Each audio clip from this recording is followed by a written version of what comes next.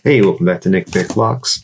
Tonight's going to be a little bit of a shorter video, but I wanted to cover another topic in the How to Pick a Lock series, kind of sort of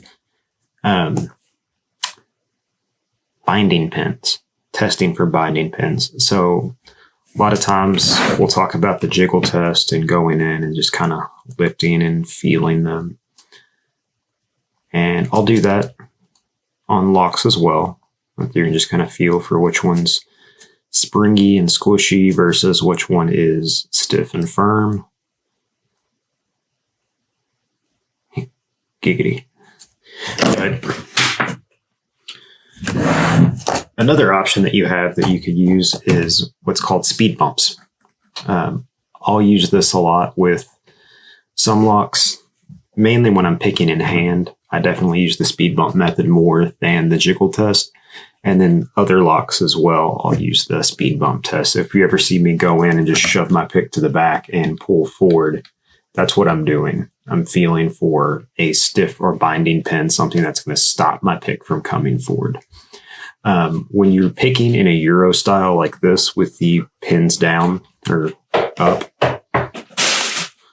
the opposite of how locks are in America, how they are in Europe. So you can do it with any profile, whether it's a flat, pointed,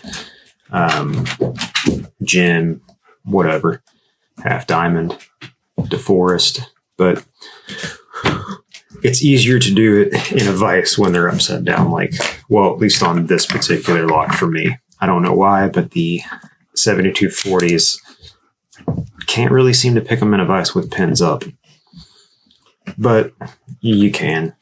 It's easiest to start in the back of the lock and pull forward, almost like you're counting pins. The other option, which the best use or the best pick you're going to have to do that is the gem profile, just because of the way it's shaped, or a half diamond or something with a ramp on the front of it. And then you can push it forward. You'll be able to feel what pins are binding or what pin is bound. Doing that doesn't really work as well with a pointed pick, because eventually, depending on where your pick hits on those pins, it's going to feel like a stiff wall when you're hitting more on the body of it above the taper.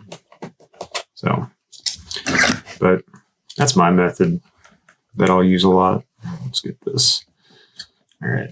But 7240 is kind of my comfort lock. I always set one first. One is set. Now we'll go to the back. And I tap something. And we went to a deeper false set. So we'll say 6.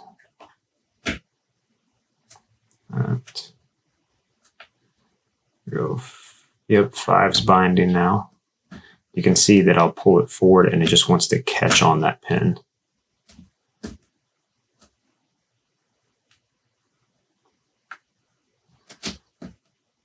I think this is pin 3. We'll come back front and then we'll go to 2. If we don't slide off.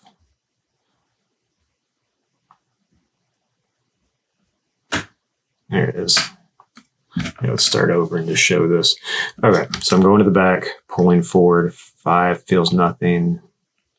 Not really feeling anything on these pins until I get to 1. Now, in the 7240, most of the time, pin 1 will be your first one to bind because it is our standard.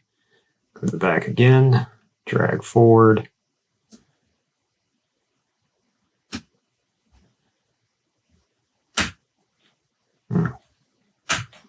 That one. 6, 5, 4. 4 feels stiff and gives counter rotation. We don't fall off. And honestly, this is why I prefer the flats. 2, 3. Is that 5 came out?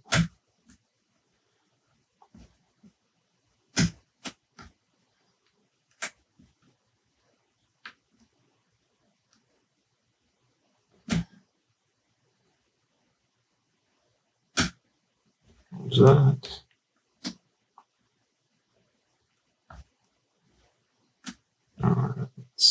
3.